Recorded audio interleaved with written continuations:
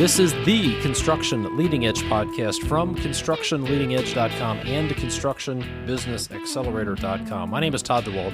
It's my job to help you, the construction business owner and leader, maximize profits and eliminate chaos. In this episode, we're going to talk about the coronavirus opportunity. All right, everybody's talking about the coronavirus. Everybody knows about that. But what I want to talk about are some of the opportunities that are being created by the coronavirus. And this is a replay of a webinar that I did recently online. And here is what we're going to talk about. We're going to talk about these questions. So contractors all over the country are in very different places. So what if your work slows down? If you're working now, but what if it does slow down eventually? Then you need to keep every bit of profit that you can. What if your jobs are currently on hold and you're working from home and you're shut down? How do you make the best use of the time that you have? And then think about this. How would it feel to work through all of your backlog and then not make any money? We're going to talk about what you should be hoarding right now, and it's not toilet paper. And then what if you could look at this as an opportunity? Look, the reality is people make money when the market moves in any direction. There are people making money in the stock market right now, even though the Dow and the NASDAQ are falling precipitously. So there are opportunities inside of this, opportunities that are being created by this, and that's what we're going to talk about. So we're going to talk about a few things specifically, some new problems that are being created, not for you, but new problems that are being created that you can help solve, problems that you can turn into projects. We'll talk about the opportunity to sharpen the saw if things are slow for you right now, because let's face it, when things do come back, they're probably going to go from 0 to 100 miles an hour overnight. And this is a great time to sharpen the saw and get ready for when things do come back. And then we're going to talk about this question. How much of the profit that's in your backlog do you want to keep? How much of the profit in your backlog do you want to keep? So before we get into that, here are a couple of resources that I want to share with you. One other thing I want to mention is an issue that I hear from contractors on a weekly basis. They tell me things like, Todd, we're busier than ever. I have more work in backlog. I have more employees, but we're not making the money we should, or we're making less money than we have when we had less work, or we're actually losing money. And I'll cut right to the chase. The problem is profit bleeds. There's plenty of profit in the projects, but that profit is bleeding out through a variety of ways. And what you need to do, if that's you, is you need to identify those profit bleeds and then put systems in place to eliminate the profit bleeds. If that sounds familiar to you, if you are losing profit, if you feel like profit is bleeding out of your projects, go back and listen. I want to tell you about two things. One, go back and listen to episode 156, where I walk through 8 profit bleeds that cause really busy contractors to lose money. Secondly, if that's you and you're concerned about that and you want to put together a plan to eliminate those profit bleeds, then let's set up a free strategy call. I would love to get on the phone with you, walk through some of those profit bleeds, and help get you started mapping out a plan to eliminate those profit bleeds. All you need to do is go to my website, constructionleadingedge.com, push the red button that says schedule a free call, and we'll get on a call, talk through those profit bleeds, and help you put together an action plan to stop that bleeding. If you manage a crew or a construction site or a company, then you know that dealing with all the communications and trying to make sure everybody has what they need can drive you crazy. So if you're using text messages, then one of the problems you're dealing with could be that messages and pictures aren't saved, they're not organized, they're not searchable, which makes it impossible to refer back to conversations if there are ever disputes with a client or a trade partner. So Field Chat is the ultimate text messaging platform for construction sites. That's what it specializes in. It doesn't have a bunch of feature bloat that you don't need.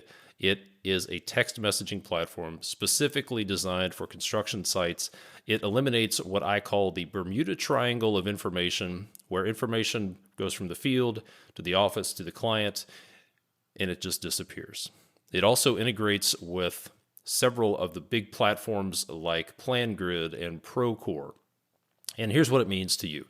It means accelerated progress, fewer mistakes, less rework, less chaos, all by making project communications more effective. Right now, Field Chat is offering you, the construction leading edge listener, 15% off. You can grab your account over at fieldchat.com/edge, EDGE. Go get your account right now and see how it feels to have communications that free up more of your time. You manage a ton of jobs every day, and trying to keep up to speed with everything that's going on and ensure that work actually gets done, maybe it takes up way too much of your time. And that's where Company Cam comes in. Imagine this. Every photo that your guys take at a job site is automatically organized by location, and it's instantly synced from the field to wherever you are.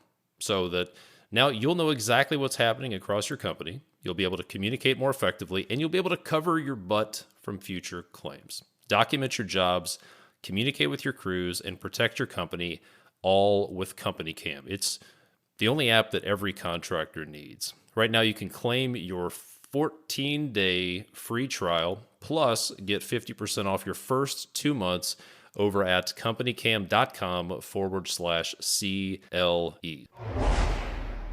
All right, now, without further ado, let's get into the replay of the Coronavirus Opportunity webinar. So here's what we're going to talk about today.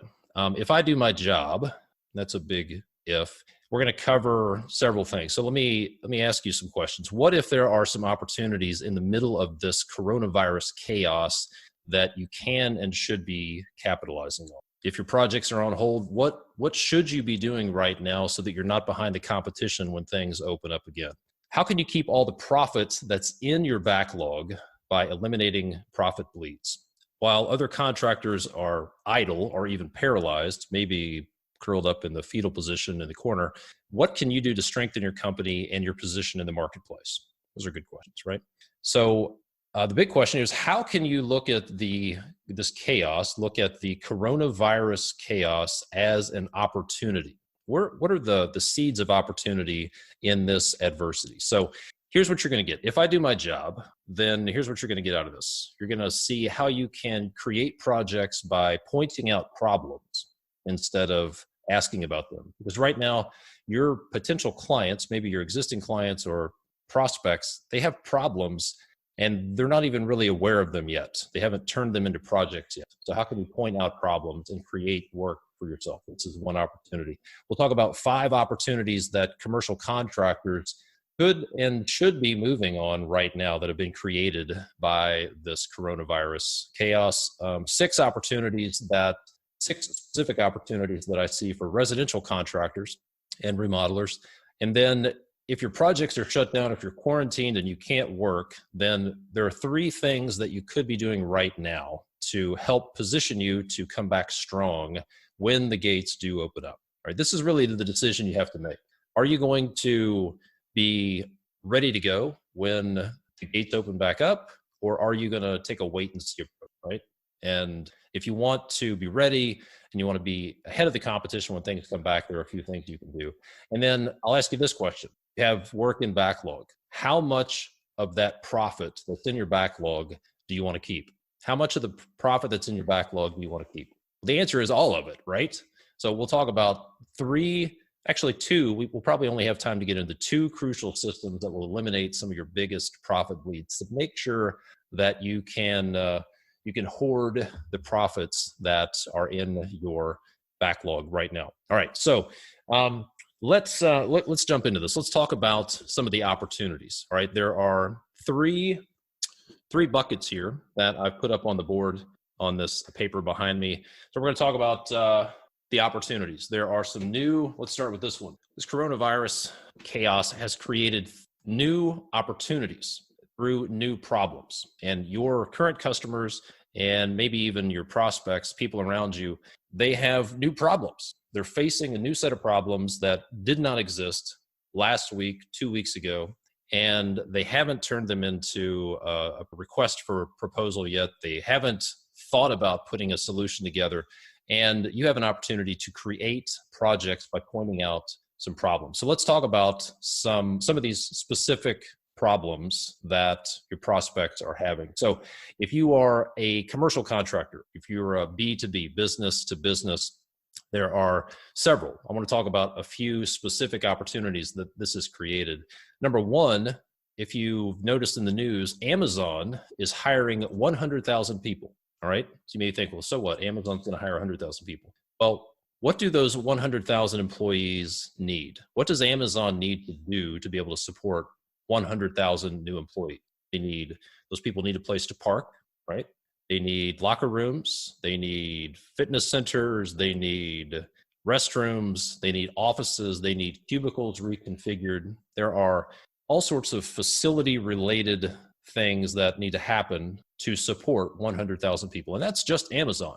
Amazon has also come out and said that they are prioritizing resellers who produce or sell medical equipment and anything related to sanitization. So I just saw a post in my local community last night that there's a company that makes hand sanitizer and they are staffing up.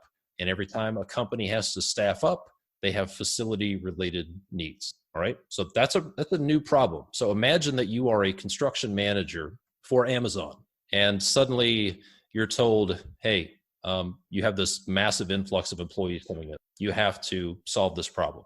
That's a problem for your prospect. So Amazon, don't think of Amazon, the company, as your prospect. Think of that construction manager or that facility manager as your prospect, or the facility manager for the hand sanitizer company who has to staff up and double production.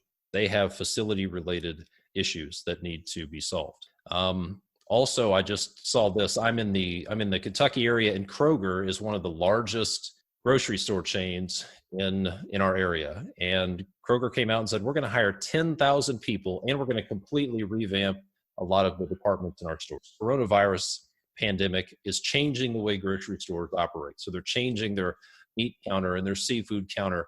And anytime a business changes its process, whether it's material handling equipment for Amazon or the way that Kroger sells its deli section or its deli meat, there are facility related changes that need to happen. Anytime a company is staffing up, there are facility related changes that need to happen. So think about those problems. Think about the facility manager or the construction manager for that company that's staffing up as your prospect and approach them. I put together a video on specifically what I would do if I wanted to go get in touch with people from Amazon. And if you're interested in that, I'll let me know. You can send me an email. It's on my LinkedIn. Actually, the best thing to do is just go connect with me on LinkedIn or go to my Facebook page. It's on both of those places. If you want to build some connections with Amazon, here's what you do. So those are a couple of opportunities. Think about right now, facilities. A lot of facilities are shut down. So large office buildings are shut down. Well, I used to manage projects for Procter & Gamble, Duke Energy, some other big clients like that. And they have projects that are approved, funded, ready to go, and they would actually be perfect. This would be a perfect time for them to execute those projects. Typically, these projects would have to be done in phases. It would be really painful to do around existing employees and existing operations. So this is a perfect time to do projects that require a shutdown. Elevator upgrades, window replacement, door replacement, carpet replacement, whatever. So you can approach those facility managers and construction managers for big companies and tell them, hey, here's an opportunity. This is an opportunity to get your projects done. I got an email from a guy actually just yesterday, and he said, we work with this special type of industrial client in the food service industry. They're pretty much shut down. This would be a perfect time for them to do any sort of maintenance upgrades or projects that require a shutdown. So just because things are a little tight or you're a little concerned as a contractor, don't project your fears and your concerns onto your prospects, okay? Because a lot of your corporate business clients, they're looking at this as, hey, this is a great time to buy. This is a great time to do projects. I can actually save money by doing a project while my facility's shut down. Okay, so look at it that way. Also think about universities, private universities specifically. I would say public universities, but that requires some sort of public bid opportunity. But think about private universities and private schools. Maybe they have projects that are funded, approved, ready to go. And this would be a perfect time for them to do those projects as well. Anything related to e-commerce, is booming right now. Anything related to home delivery, food, think grocery delivery, anything e-commerce, FedEx, UPS, anything that, or even trucking facilities, third-party logistics companies, they will be booming because a lot of the economy is shifting from brick and mortar retail to e-commerce. Okay. So think distribution centers, think third-party logistics, think about anything related to e-commerce. Those are big opportunities that you can push. Another specific opportunity would be, that's very specific to the virus, would be, right now people are extremely concerned about the transmission of the virus. This is a new problem. People are really concerned about transmitting the virus in their restrooms, in their office buildings, in their hospitals, in their doctor's office, in the nursing homes, especially. So these are new problems, and think about offering upgrades that would address that problem. Specifically, hands-free plumbing fixtures, hands-free sinks, hands-free soap dispensers, hands-free toilet flush valves, all the way down to hardware that does not require somebody to touch that door handle. There's specific hardware that's hands-free. You can open it with your foot, open it with your elbow, whatever the case may be. But I'm telling you, restaurants, nursing homes, doctors' offices, universities are going to be really aware of anything that would be a virus-laden surface, and they're going to be faced with that problem. How do we eliminate these surfaces that people used to touch all the time? How can we make that go away? So those are some specific opportunities for you, some new problems that your customers and prospects are dealing with that, again, they may not be thinking project yet, but they're still thinking problem. And when you can point out problems, then you can be the first person in line and have that opportunity to create projects. Okay. Does that make sense? Right. Oh, thank you, Neil. I just noticed your comment that I do have a face for podcasting. I appreciate that. It's one of the nicest things you've ever said to me. So hopefully that makes sense. So here's what I'd like to pause for a moment. For you guys and gals who are in the commercial B2B space, what's an opportunity? Let's not talk about projects. Let's talk about problems. What's a problem that your current clients, the people you work with, what's a new problem that they're having because of the coronavirus? I'd like to hear what you're thinking. Put that, if you got an idea, put it in the chat box. I'd love to share that. Then we're going to get into some residential client problems that you may be interested. We have any commercial folks in there that on here that have some ideas? If not, we will.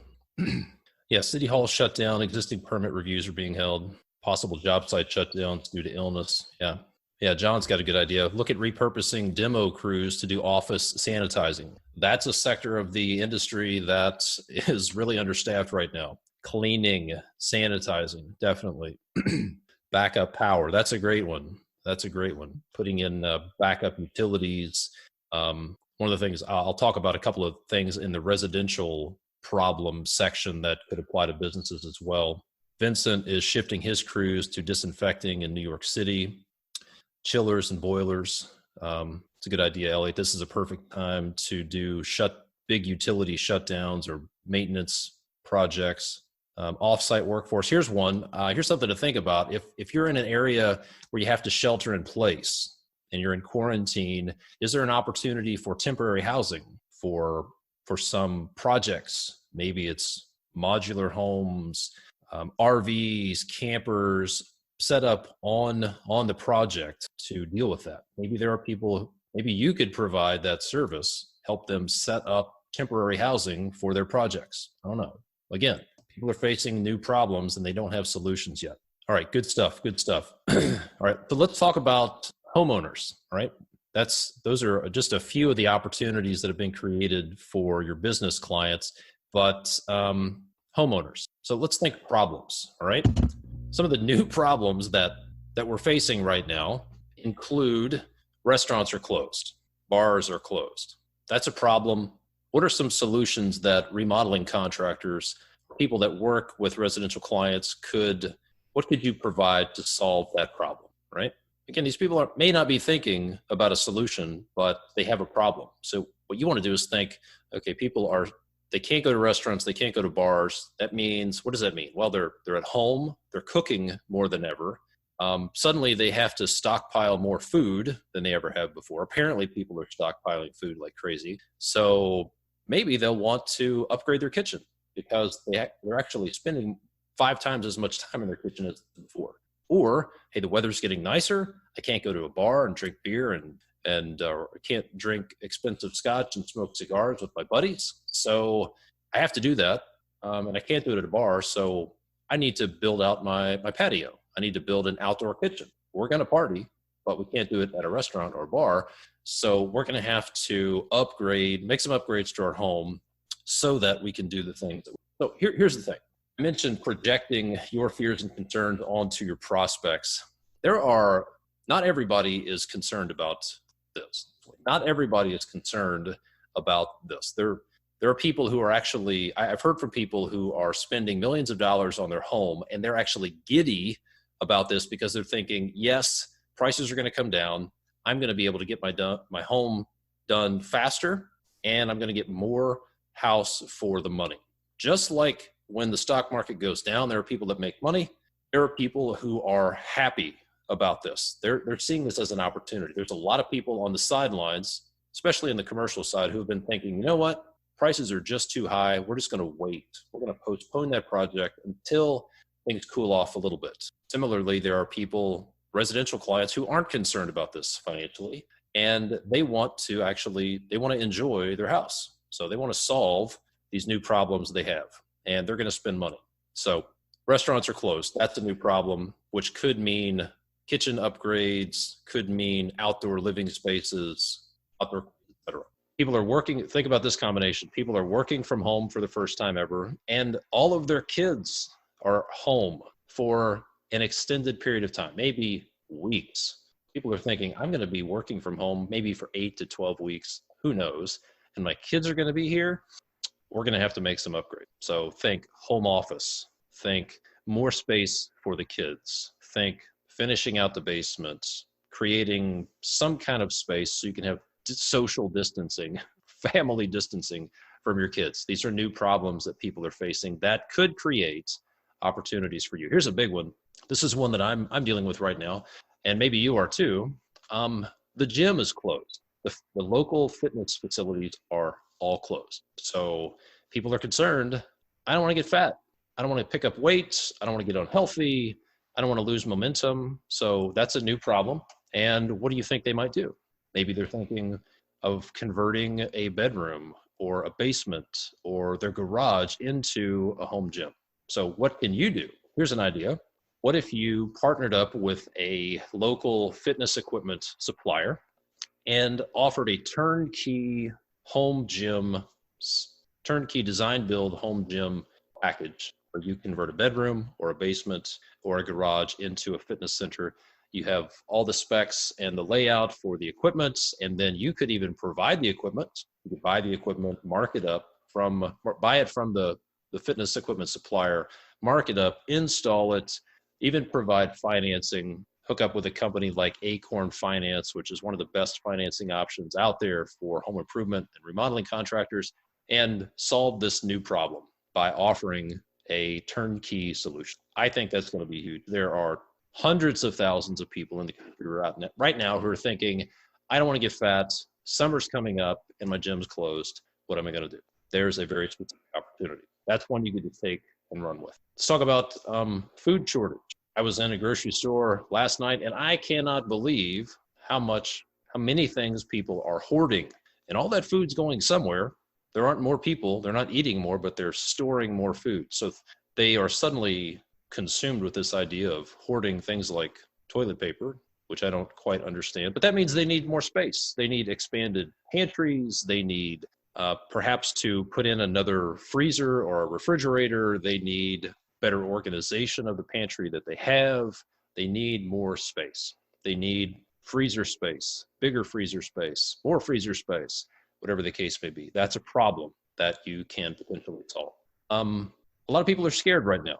A lot of people are really concerned. And when people get scared, they start thinking about things like, what if there's a power outage? What if the power company shuts down? What if there are rolling blackouts, et cetera, et cetera? I'm not suggesting they are. I'm not concerned about that, but there's a lot of people in your communities who probably are. So when people start to get scared, what do they want to invest in? Think emergency generators, think safe rooms, potentially. People want to have a safe place to go. Storm shelters.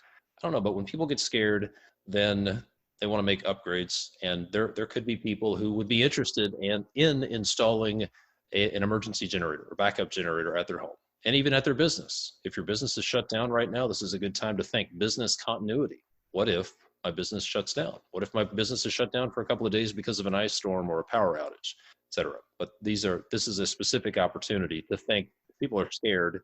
Maybe they're interested in some sort of upgrades to their homes like that. And then there's the whole antiviral component. People are really acutely aware of what they're touching nowadays.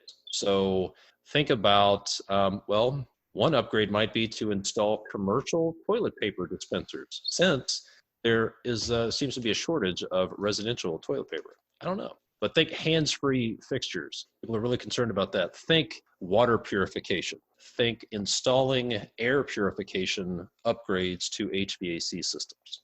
That would also apply to businesses as well. But people are acutely aware of the air they're breathing and what they're touching and the water they're drinking. So those are some new problems that need to be solved. And again, don't project your fears and concerns and your viewpoint on this onto your prospects. The reality is interest rates are low. There have been a lot of people who've been sitting on the sidelines waiting for this to happen, and they're looking at this as an opportunity to get the best contractor at the best price, get it done faster, and get more project for their dollar. Okay, that's an opportunity that this is actually giving. So let me take a moment here and look at, if you have any other ideas, what are some new problems that you're seeing that could be opportunities for contractors to get into? Another one that I didn't talk about specifically would be when some people are concerned about spending money, but they have problems that need to be fixed. So maybe they're not going to replace an entire roof, but they do need to repair and maintain it. So repair and maintenance is another specific opportunity, either on the commercial or the residential side. So let's see.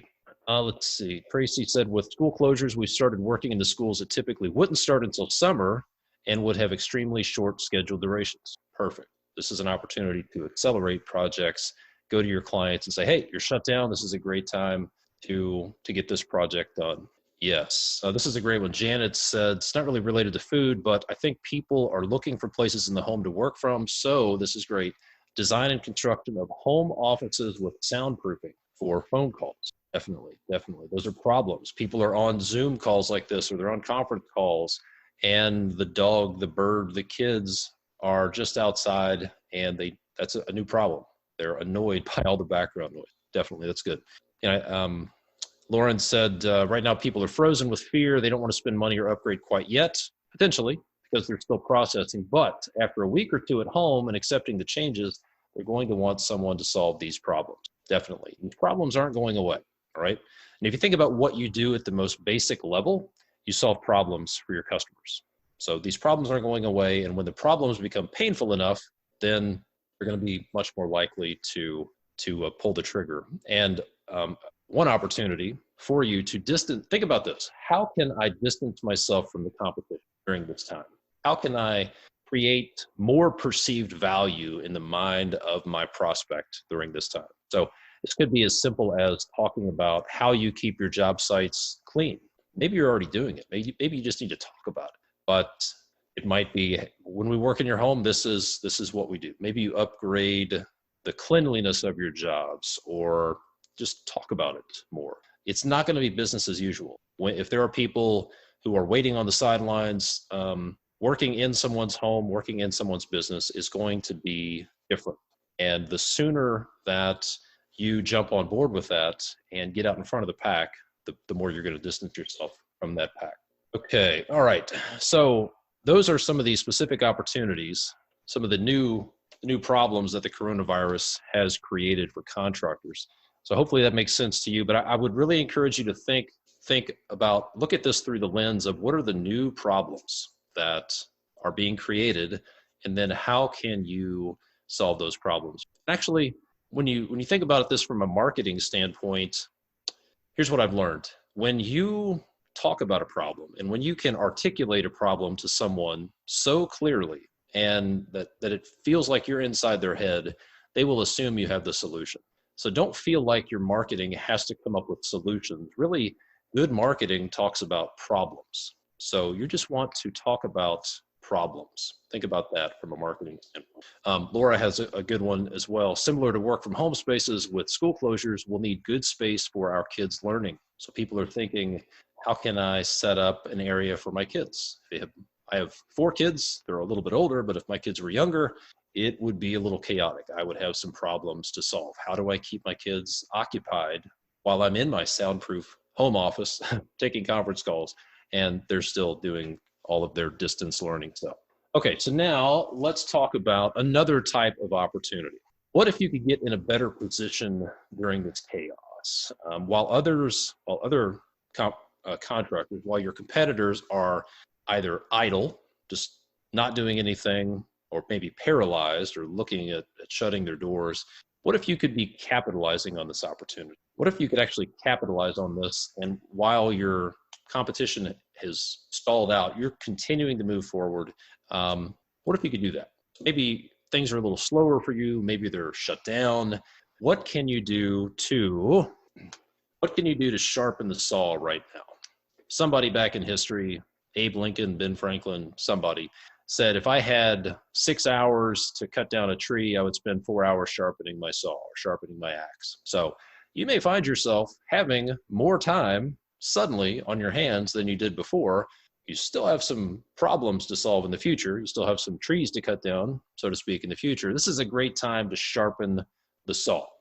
When Warren Buffett says this, he says, I like to be greedy when other people are fearful and fearful when other people are greedy. Well, right now, people are being pretty fearful. So this is an opportunity for you to take advantage of that. While other people are being fearful and trying to hold on to what they have, you can actually be a little, I don't know if greedy is the right word, but you can capitalize on that. And here are some specific things you can do to sharpen the saw so that when things come back, then you're going to be ahead of the competition and ready to rock and roll. So if you're wondering, if you're in a position where suddenly you have a lot of time on your hands and you're wondering, what should I be doing right now? How can I make the most use of my time right now and do something high value? This is one of the questions I ask people a lot is, if you had 4 hours a week to do something really strategic, what would you spend it on? And some of you are probably finding yourself with 4 hours a week. So let me go through a couple of things that you can do specifically right now to sharpen the saw and take advantage of the time you have. So number one would be to optimize your overhead.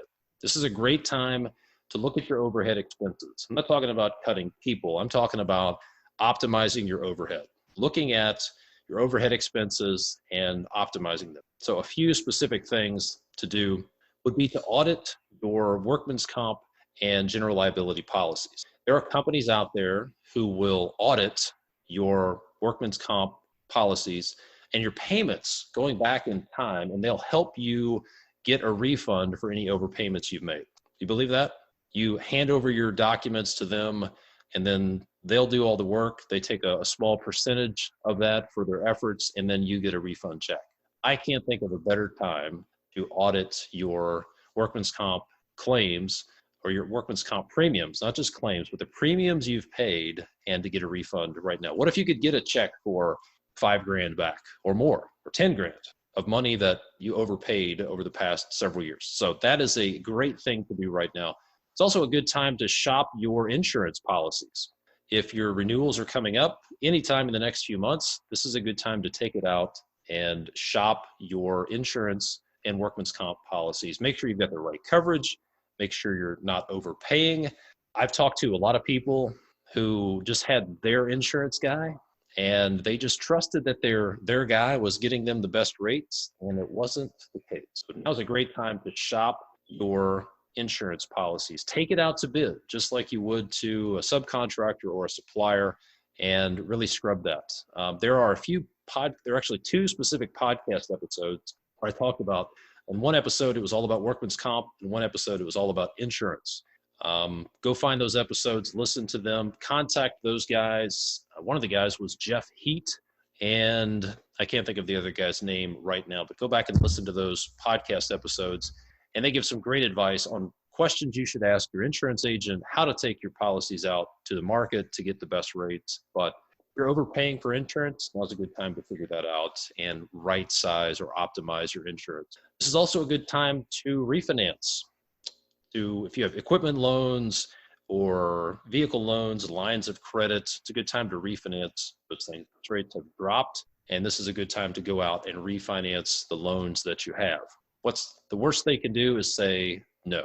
But if you have time on your hands, if you could save a few $100s a month or a few $1,000s a month by refinancing, this is a good time to do it because you have time. I would also recommend, if you have credit cards, with consumer credit cards or business credit cards, negotiate with those people. Contact them and tell them you want a lower rate. If you want an interesting exercise, go out on Google and search for credit card negotiation script. There are people who have fine-tuned a script you can use to negotiate lower interest rates and better terms with credit card companies. Right now, they might be open to that. So again, optimize your overhead. So think about this. What if you could spend a few hours and save a few $1,000s a month? If you spent, say, 3 or 4 hours going through this, just shopping your insurance, refinancing, negotiating with your credit card providers, and save a couple $1,000s a month. Would that be time well spent?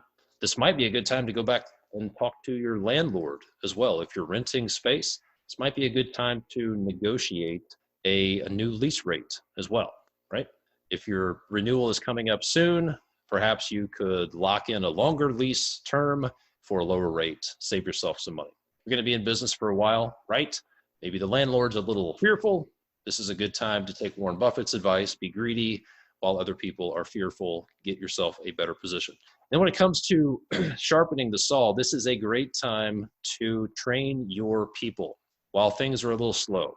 Think about training your staff, office staff, field staff, crew leaders, whatever the case may be, on how to delegate better. Just think about this. What if your people were 10% better at delegation? What would that do for you? Just 10%. I'm not saying they're Jedi level delegators, but what if they were just 10% better at delegation? People can learn how to delegate, right? So train them on how to delegate tasks. It might be something that you can learn as well. You can get better at delegating tasks. Planning. I have never accused anybody of over-investing in planning. I have never walked into a job site or into a meeting or talked to a team and said, you guys have planned this way too much, because it's never happened. Over-invest in planning. If you have projects coming up in the future, I would plan the crap out of those projects while things are slow. And then more importantly, teach your people how to plan. You can train them on things like delegation, leadership, project planning, conflict resolution, negotiation, problem solving. Did you realize you can train people? Your people can get better at problem solving. There's actually a science, there's a process you can follow for problem solving. Communication, negotiation. What if you could teach your people how to negotiate better? If you're a GC, what if your people were 10% better at negotiating with owners or subcontractors? If you're a subcontractor, what if your people were 10% better at negotiating with their GCs?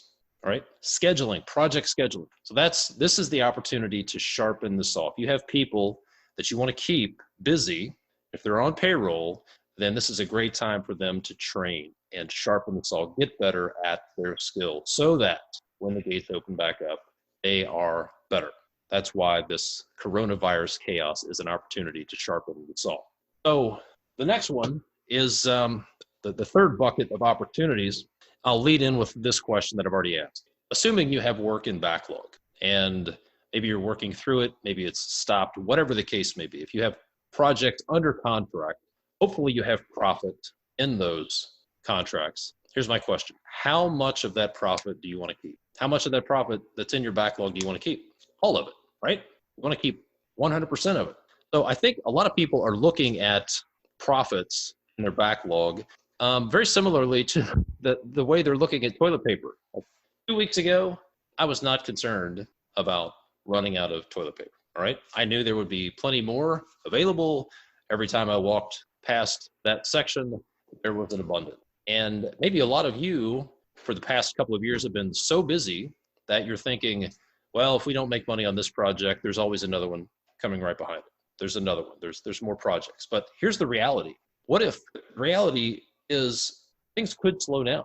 And what if your project load drops off significantly in the next few months? Just like the toilet paper supplies dropped off precipitously the past couple of weeks, you need to look at the profits in your backlog like a roll of toilet paper. You need to hoard those profits because it has never been more important to maximize the profit. It's never been more important than right now to maximize the profits of the work that you have in backlog. If things slow down and if you don't pick up any more projects than what you have in your backlog, then you need to squeeze every drop of profit out so you can build up your war chest to be able to sustain the company, keep your people, keep things moving forward until things do open back up again. So it is imperative that you maximize the profitability by eliminating the profit bleeds. Here's what I've found. People bid projects well, there's profit in the project when it bids, and then as soon as they start working on the project, the profit starts to bleed out through a variety of ways. Schedule overruns, lost time, poor productivity, poor planning, bad handoff, rework, quality issues, poor closeout, doing work for free, and people get to the end of the project and they've invested time and money and overhead and resources and manpower and bought the materials and rented the equipment, and they don't have much to show for it. In some cases, if you've been like me, you've actually had to write a check. You've done unsolicited charity. You've done work for free, and that sucks. So it's crucial to eliminate the profit bleeds in your projects. This is something that a lot of people that I work with are struggling with. They're saying, until a couple of weeks ago, they were saying, we have more backlog than ever. We have more people than ever. We're busier than ever, but we're not making more money. And in some cases, we're making less money. And in a few cases, people are losing money for the first time ever. And that was pretty scary back then, but it's even more so now. So it's imperative to maximize profitability and eliminate profit bleed. So one of the best things you can do to weather this storm is take the time that the coronavirus has created for you and eliminate profit bleeds. So I want to talk about a couple of specific steps that you can use. I put together a list of specific systems to put in place and audits to do that I work with my coaching clients on to eliminate profit bleeds. But I want to talk about two. If you want to start, if you have profit bleeds and you're thinking, all right, where do I start? This is like a big, hairy, audacious thing. Where do I actually start to address profit bleeds? Then here's what I would tell you. Whether you're a commercial contractor, subcontractor, home builder, remodeler, whatever, start in this one spot. Nail the handoff, all right?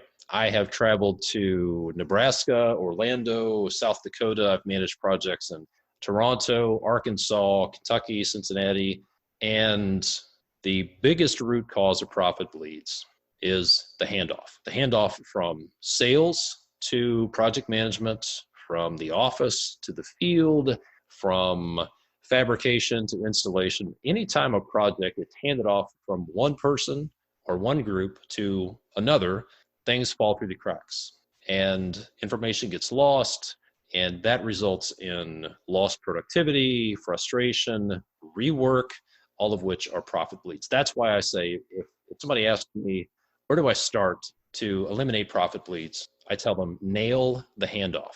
So my best advice for you is to look at the handoff process. Unless you are the person who's doing the selling and the estimating and the work in the field, there is some sort of handoff process. And that's where a lot of your problems come from. So what do these problems look like? All right, here's what it looks like. Real life situation, commercial project, $20 million office building. The developer and the architect and the client work with the pre-construction team for months to put together the project. It's bid out to subcontractors, and a contract is signed, and then it gets handed off to the project manager. The project manager wasn't involved in any of those meetings, and all he has or all she has is a stack of documents, maybe a shared drive folder somewhere, and 3 months down the road, or actually continuously, this project manager hears from the client who says, that's not what we talked about. What about this? Why are you doing that? I talked to your estimator about this. And there's this constant tail chasing and wasted effort because the conversations that took place between the estimator during the pre-construction phase didn't get properly handed off to the project manager. And it causes lots and lots of problems. So stuff gets built according to the wrong details. Client and the architect had a conversation, thought they had an agreement. By the time it gets built, something else happens, which results in rework, which results in profit that you have to. So nail the handoff. If you want to eliminate profit bleeds, focus a lot of your effort on the handoff. Number two, especially if you have employees, all right? If you have hourly employees, well, here's the thing. Let me tell you this. If you haven't listened to episode 156 of my podcast, I walk through an example, real life example, probably a pretty conservative example of a company that's doing about $1 million in revenue a year. They only have 5 employees, and I show you how through just eight profit bleeds. These are not all of the profit bleeds, but through 8 profit bleeds, that company is bleeding $100,000 of profit a year, conservatively, through a lot of the problems that can be solved by nailing the handoff and what I call scheduling for profit. So if you have employees, hourly employees putting work in place, it is crucial that you schedule for profit, because here's what happens. The estimate's put together, maybe there's a labor budget, maybe not, but the estimate's put together, project contract is signed, estimate gets put away, and then a schedule is developed. And the schedule is developed based on something, I don't know what, but not necessarily based on the estimate, and the labor budget and the schedule are not connected. And that's a real problem. So you need to schedule for profit. So what this looks like and I have a video that goes through this in detail on my Facebook page, I think.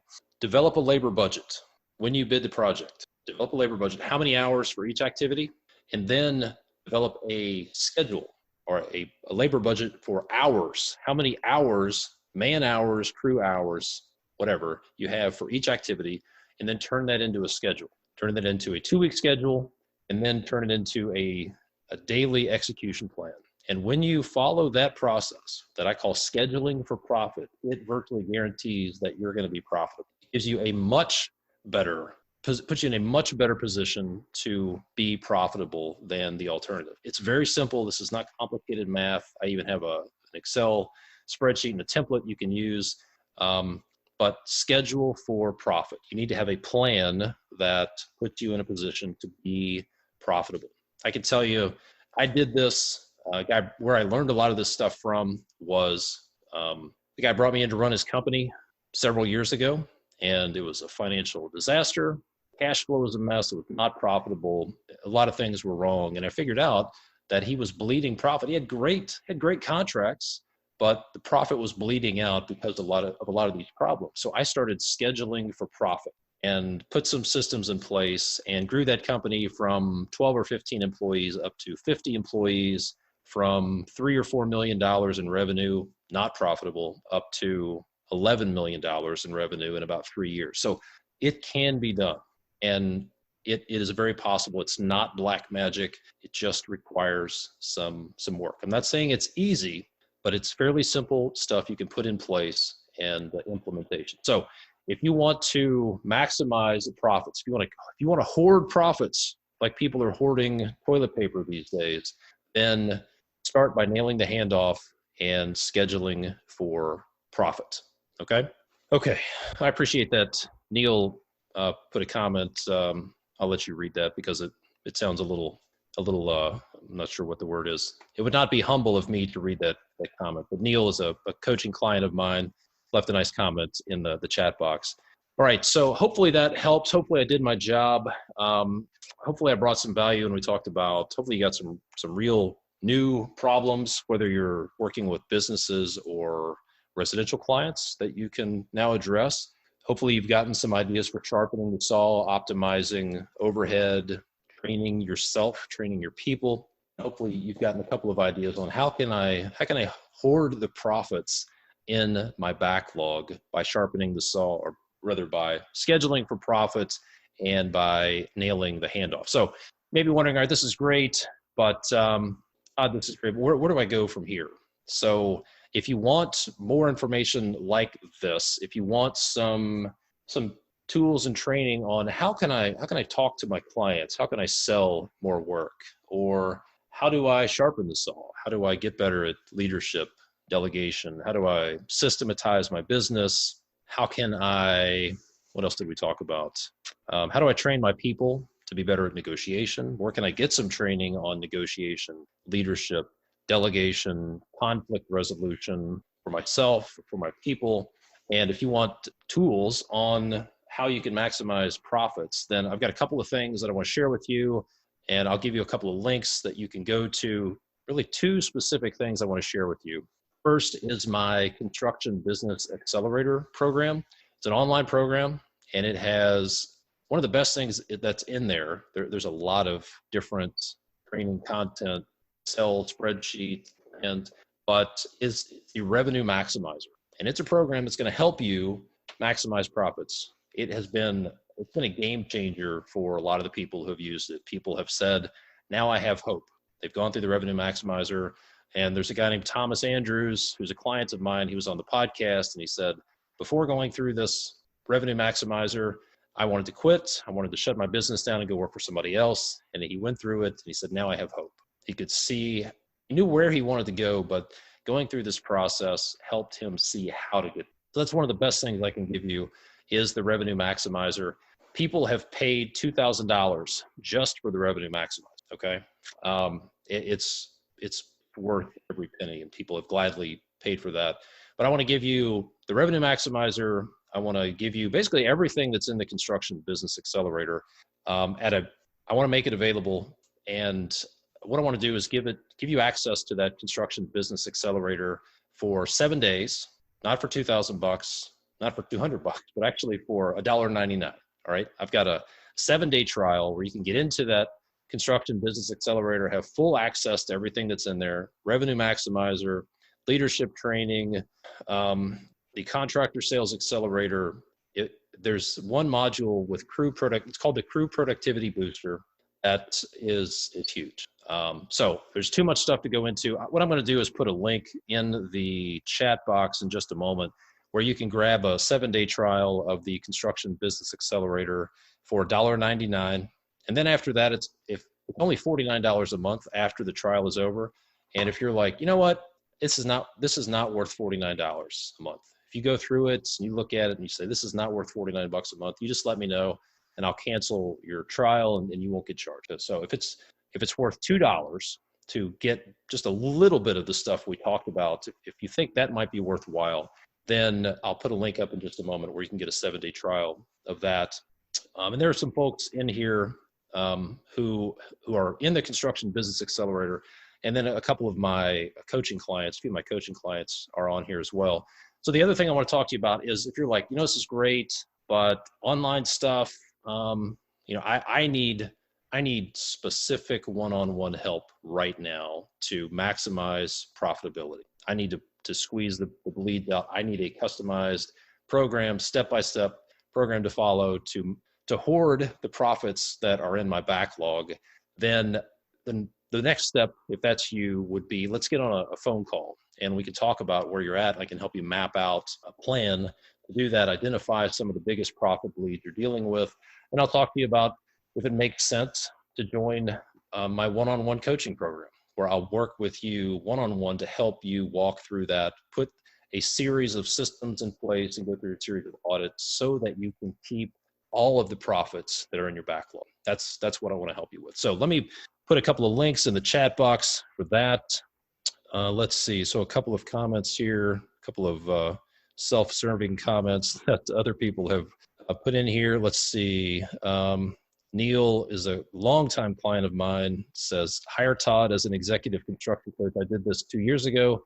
We've doubled our volume, doubled our staff, and doubled our profits heading into COVID with optimism. And he didn't pay me to say that. I appreciate that, Neil. And Chris said, Chris Miller is another client of mine. Todd has helped me considerably in just the short 6 months that he's been coaching me. I appreciate that. Chris, Ryan said, Todd's great, definitely helped our business level up. Cool, so I appreciate that. If you guys have questions, do this. Put them in the chat box. I want to stick around and answer your questions. If you have specific questions, put those in the chat box. I want to answer them for you. And then I am also going to put a couple of links in here where you can get your $1.99 trial. And I would encourage you to take advantage of this. I guarantee there's $2 worth of value. Okay. Actually, I would guarantee there's probably $2,000 worth of value in there, and you can get it for $2. I'm going to put this link in here. If you have questions, put them in the chat box. So the first link is going to be for that trial, and you can go to that link. There's a short video that'll show you in more detail everything you're going to get access to. Frankly, there's about, if I broke these things out, there's about $9,500 worth of training in there. So that's the first link. And then if you want to schedule a call with me, then you can just go to my website. I'll put that in there. There's a red button that says schedule a call, free, and we'll get on the phone. We'll talk about it. What I would ask is that this is exclusively for construction business owners. So I want to help as many construction business owners as possible. If you're thinking about starting a business, that's best thing for you would be to join the Construction Business Accelerator. But these calls are specifically for and exclusively for construction business owners. So there you go. I'm going to hang on here for a few minutes. Hopefully I gave you some value. So I'll ask you that. Did you get value out of this? Was this worth 1 hour and 2 minutes of your time? And if so, what was helpful? Or if you have a question about something that you're dealing with, then put it in the chat box. There are a lot of other smart, like-minded people on here, and they have ideas as well. That's one of the benefits of the Construction Business Accelerator program that I didn't mention is you'll be part of a private community of other construction businesses. So you can go to, oh, look at this. Look at that. I hope you guys appreciate the fancy graphics. But yeah, go to constructionleadingedge.com. The link for the trial is in the chat box. If you want to talk about maximizing your profits, you can schedule a call there. Or if you just want to text me and you're driving or you're unavailable, text this number. Send a text to 859-667-2015, and I'll get back with you. Let me know what you're looking for. If you want, all you have to do is tell me trial, call. Don't ask personal information. You know, I'll share some personal information maybe, but not too much. We'll keep it on the up and up. Yeah, let me know how I can help. This is a tough time for folks, and if nothing else, my goal here was to help you look at this through a different lens, or of an empowered lens and an optimistic lens, that there are opportunities in this. This is not all bad. This is not all bad. Okay, here's a question. Vincent asked this question, and I'll weigh in if I have intelligent thoughts, but I'd love to hear from anybody else if you could put it in the chat box as well. In the exterior remodel world and for new construction installers, what are your thoughts on homeowner demand and market decline? So exterior remodel, and so these are exteriors, windows, siding, roofing, etc. Here are my thoughts. And again, this is just based on conversations. I've been on calls with custom home builders from all over the country and talked to a lot of my clients and folks. I think obviously the projects that are underway, that are in progress, under contract, they're going to continue on. Okay. I think there are going to be some people who maybe they were overstretching their budget, being a little too optimistic to get a project done. Those people are going to stall out. But there are also people who have been thinking prices are too high, I'm not going to buy in a hot market, who now will look at this as an opportunity to get in. So I think it's going to be a little bit of both. If I were in your shoes, I would start looking at building out my repair and maintenance program, doing repairs. If people have problems, if they have leaks, if they have unsightly siding or drafty windows, they still have to solve those problems. And they may not invest in a complete siding replacement, but it might just be repair and maintenance. That's how I would think about it. And I would start looking at, again, these new problems. Here's something that I didn't talk about is this is my trusty 22-ounce waffle-faced framing hammer that I've used to build houses with. I've actually used it to remove portions of my left thumb a couple of times. But this is good for a few specific things, right? I probably used it for some stuff I shouldn't have. The claw is a little bent. Apparently I dug out some concrete or who knows what. But this is good for a few specific things. And a lot of contractors are like this. They're like the guy with a hammer looking for a nail. It's like, oh, I have a hammer. You know, there's an old saying, to a man with a hammer, every problem is a nail, right? There's a lot of people walking around saying, I have a specific tool set. I have this hammer. This is what I've been doing for 5 years, 10 years, 25 years, whatever. This is all I can do. So they're looking for that specific problem to solve. The opportunity now is to say, well, I'm a guy who knows how to solve problems and knows how to pick up tools and learn how to use tools and solve problems. So don't be the guy with the hammer in search of a nail. Be the guy who knows where the tool section is and you're looking for problems that need to be solved, okay? So what that looks like is, instead of calling people saying, hey, do you have any projects to bid for me? Or I need some work, call those people and say, hey, well, I took it down, but here's some of the problems that people are having. And I'm curious, does that sound familiar to you? Or what are some of the problems that you're having? So hopefully that makes sense. Don't be the guy with a hammer in search of nails. Be the guy in search, or gal, sorry to be, not trying to be exclusive here, but be the person in search of problems. All right, Elliot has a good question. Here in LA, the governor's speech included all people to stay indoors, not including emergency and food. How can I try to sell work at this time? That's a good question. So it really goes back to what I just said. Look for problems, okay? And these problems could be completely different than anything you've ever done in the past. The problems could be completely different. So maybe you've never done work for Amazon, or you've never dealt with temporary housing, but maybe somebody in your network has a problem, and maybe there's a construction manager who's like, well, here's a problem. My wife actually shared this problem with me. Somebody she knows got a phone call from their employer. This guy works at a manufacturing facility, and they said, Jeff, we need you to get in here because we need to put a security system in because people are stealing the toilet paper. Now, are there toilet paper theft prevention systems out there? Probably not, but it's a problem that needs to be solved. So my advice would be to contact the people you know, people in your network through LinkedIn, Facebook, anybody that feels like they're close to the type of client you would want to work with, and just ask them, like, what's frustrating you? What are the problems you're having? You may find that there are completely new problems out there, completely new business opportunities that's solved. It could involve shipping, transportation, logistics, training. I don't know. But I would start by contacting the people in your network and asking them about problems. Hopefully that makes sense. Let's see. Rob left comments. He said, your comment, quote, don't project your fear and concern on your clients was spot on. I'm 100% guilty. But how to approach businesses that I know are struggling / stifled without looking like an opportunist? Here's what, this is a good question. So first of all, don't assume that talking to somebody about their problems or offering to solve someone's problems makes you come across as an opportunist.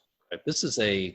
What I would tell you is I would change the narrative in your head, okay? There may be some limiting beliefs about selling, like you're telling yourself a story, potentially. This is potentially telling yourself a story that, oh, these people they're gonna be annoyed if I talk to them about their problems. Maybe they will, maybe not, but look at it as a hypothesis instead of assuming that they're gonna be annoyed by you asking. Again, look, I've worked with companies like Valvoline and Procter & Gamble and Duke Energy, big companies, and they're not concerned about this. They have projects that have been funded, scheduled, they have problems that need to be solved, and they're thinking this is a great time to get this done. So large maintenance programs or maintenance upgrades, boilers, chillers, flooring replacements, equipment moving, cubicle reconfigurations, there are things that need to be done. So a good question would be, if you have somebody in your network, a client that you've worked with, a good question might be, this is just kind of spitballing, might be, hey, what are some projects you guys have been putting off that might be perfect during a shutdown like this? Or what are some problems you've been dealing with that might be perfect to solve during a shutdown? And see what they come up with. But again, look for problems, ask questions, ask for problems, don't propose solutions. Does that make sense? Hopefully so. All right. Brad asked the question, will this video be available after this is over for us all to review? That's a good question. I am not sure yet. It's definitely going to be inside the Construction Business Accelerator area. I'll upload that with all the other content that's in there. But will it be publicly available? I'm not sure yet. To be determined. All right, any other questions for myself or for the group? Or if anybody else has questions or feedback to offer for the folks who've posed questions, feel free to jump in there and put your answer in the chat box. I certainly don't have all the answers. All right, so I'm gonna hang around for a few more minutes. If you have questions, put them in there. And again, take advantage of that $1.99 trial for the Construction Business Accelerator program for 7 days. Get 100% access for $1.99. That's the best thing I can do for you. And then if you want to talk specifically about hoarding the profits that are in your backlog, then go to constructionleadingedge.com and schedule a call with me and we'll talk about that. All right, Ryan's got a question here. We install and service automotive repair equipment to car dealerships. Some dealerships are staffing down at the moment. An idea I have from this meeting is to offer a cleaning service to our scope, possibly clean and disinfect all the automotive service equipment we typically repair and maintain. That is a fantastic idea. So instead of, this is my favorite business development question, okay? I have two business development strategies that have made me a lot of money in the past. Number one would be donuts, giving donuts out. And number two is this 2-word question, what else? What else? Go to your existing clients. This is something that I would actually recommend everybody do. Call your existing clients and say, what else? What else can we help you with? What other problems are you having? And they'll tell you what's on their mind, and then you can put together a program or some solution for them. They may not have a solution yet. Maybe nobody's thought of the solution, but they are very aware of their problem. So that is a great idea right there, to offer additional service for them to solve a problem. But here's what I would say. This is a little nuance. People are much more likely, all right, scenario one, you call them and say, hey, great news. We're going to offer a cleaning service and here's all it's going to cost you. Scenario number one. That seems perfectly legitimate. And in fact, that's how I used to do it for years and years and years. Scenario number two that I found works a lot better would be you have a theory on what their problem is, and then you ask them what their problems are, and then you get them to say, we're really concerned about sanitizing our equipment. And you ask, well, how are you going to do that? And they say, well, we would have to find somebody else to do that, another contractor to deal with, another service provider, blah, blah, blah, blah. And then if you could lead them through that conversation and then say, well, what if we took care of that for you? And they said, that's great. And they asked you to do it for them. That's a much better conversation. So same outcome, just different method to get to that. But it all goes back to asking about problems. That would be my advice. Tim's got a question. When might you have another 2-day event in the Midwest? That is a great question. At this point, I don't know. With travel the way it is, I don't know. I can tell you tentatively, I'm planning on an event in the Kentucky area in October. That's what I've done the past 2 Octobers, but that is tentative at best. Good question. All right. If you have any other questions, put them in the chat box, or if you have any other feedback for folks who have asked questions, then feel free to do that as well, because we are all in this together, folks. Well, I appreciate the time. I know your time is extremely valuable. I believe it's worth $1,000 an hour. Hopefully I've given you $1,000 of value. And thank you guys for joining. I appreciate the kind words from Chris and Neil and Ryan Hammers, and I appreciate the questions. Hopefully this helps you. But again, there's so much content available in the Construction Business Accelerator. That's the best thing I could do for you is get you in there for $2 and also get on the phone. So grab your 7-day trial of the Construction Business Accelerator. If you want to talk about maximizing profits, let's schedule a call. You can text me at this number. If nothing else, 859-667-2015. and let's talk. I'd be glad to help out. All right, a few follow-ups. Remember, with Company Cam, there's no more second guessing about what's getting done or pestering your crews to send you pictures. Every photo that your guys take at the job is automatically organized by location. It's instantly synced from the field to wherever you are. And now you'll know exactly what's happening across your company. You can claim your free 14-day trial plus get 50% off your first 2 months over at companycam.com/CLE. And then Field Chat. Make sure and go to fieldchat.com/edge and get your free trial and see how it feels to have communications in such a way that it actually frees up your time instead of sucking your time away. And then lastly, if you want to hoard the profits that are in your backlog, if you want to eliminate the profit bleeds, then let's get on the phone. Go to constructionleadingedge.com/call, CALL, or you can just go to my website, constructionleadingedge.com. Click the red button that says schedule a call. We'll get on the phone and we will map out a plan that will help you keep as much of the profit that's in your backlog as possible by identifying the biggest profit bleeds and then eliminating those profit bleeds. And if you want more information about profit bleeds, then go check out episode 156, where I walk through a pretty realistic, pretty conservative case study of how a small construction business can be bleeding a surprising amount of profit, and I break that down in detail. It's opened a lot of people's eyes. So go listen to episode 156. And if you want to hoard the profit that's in your backlog, let's get on the phone and we'll map out a plan to do that. Go to constructionleadingedge.com, click on the red button to schedule a call with me. And as always, I appreciate the ratings, the reviews, the messages. Thanks for all the feedback. If you could take a moment and leave a rating and a review on Apple Podcasts or whatever you're listening to this podcast on, I would appreciate it. I'd love to hear from you. My name is Todd DeWalt. Thanks for listening. I will see you next time.